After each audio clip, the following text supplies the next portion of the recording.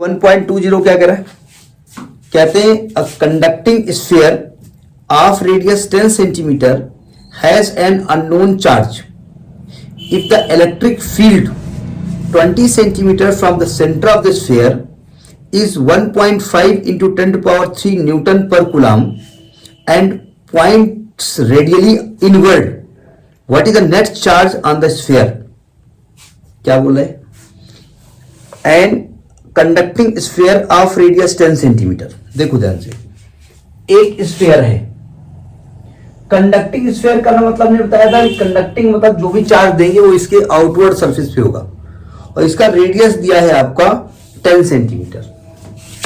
ये रेडियस दिया है 10 सेंटीमीटर, स्मॉल आर मान लेते हैं.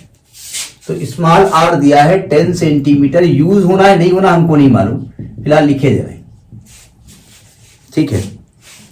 ये चार्ज कहां पर होगा? चार्ज इसके सरफेस पे फैला हुआ है. ठीक है.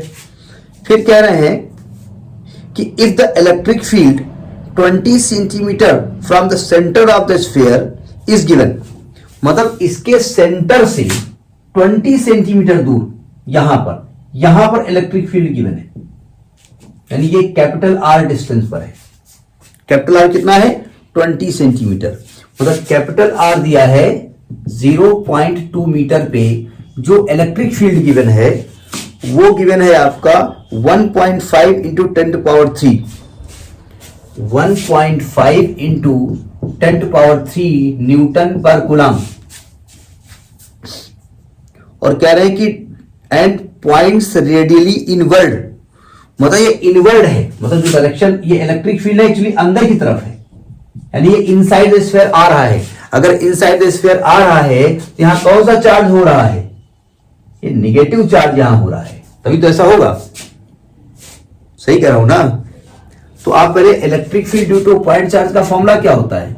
1/4 pi epsilon not into q upon r square. तो एक्चुअली ई दिया है, ये दिया है, तो क्यू ही तो निकलेगा ना. क्यू क्यू क्या निकलेगी?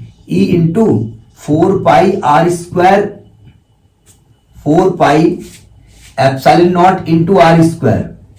ई की वैल्यू कितनी दी हुई है? 1.5 into 10 to power 3. 4 pi epsilon not की वैल्यू क्या होती है? 1/9 into 10 to power 9 into R square 0.20 का होल स्क्वायर. जब इसको कैलकुलेट करेंगे तो आएगा आपका 6.67 इंटू 10 पावर -9 कूलम या 6.67 नैनो कूलम. एक तो ये इलेक्ट्रिक फील्ड की वजह से जो चार्ज मालूम होगा किसकी वजह से है. फिर कह रहे हैं what is the net charge on the sphere. Sphere पे नेट चार्ज, एक्चुअली देखिए अब आप ये कह सकते हैं कि चार्ज तो आपने यहां माना है, चार्ज तो पूरे स्फीयर पे पूछ रहा है. एक्चुअली में चार्ज, नेट चार्ज कहां माना जाता है? उसके सेंटर पे. ये फैला है पूरा इस पे, इसके सरफेस पे, लेकिन नेट चार्ज कहां माना जाता है? यहां पर. जैसे सेंटर ऑफ मास होता है ना भाई, मान लिया आपका वजन 50 किलो है, मान लेते हो 80 किलो हो, अलग की बात है. 50 किलो है तो वो 50 किलो कहां पर सेंटर माना जाता है? सेंटर ऑफ मास पे आपके.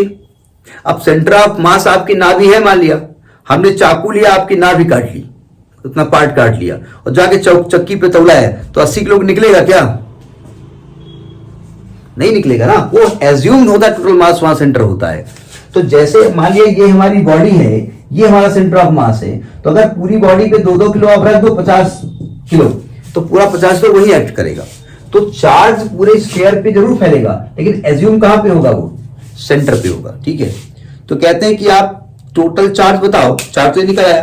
फिर कहते हैं कि and point ready what is the net charge on the sphere. तो ये नेट चार्ज होगा और इसका नेचर अगर पूछे तो नेचर निगेटिव होगा. नेचर होगा -6.67 नैनोकूलम.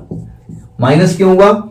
क्योंकि जब इलेक्ट्रिक फील्ड हमको पढ़ाया गया था तो ये कहा गया था कि इलेक्ट्रिक फील्ड की जब हम बात करेंगे तो हम बात करेंगे उसके डायरेक्शन की. अगर पॉजिटिव की वजह से है तो दूर की तरफ होगा, नेगेटिव की वजह से होगा तो टुवर्ड्स होगा. ठीक है. तो ये आपका 1.20 है. ठीक है.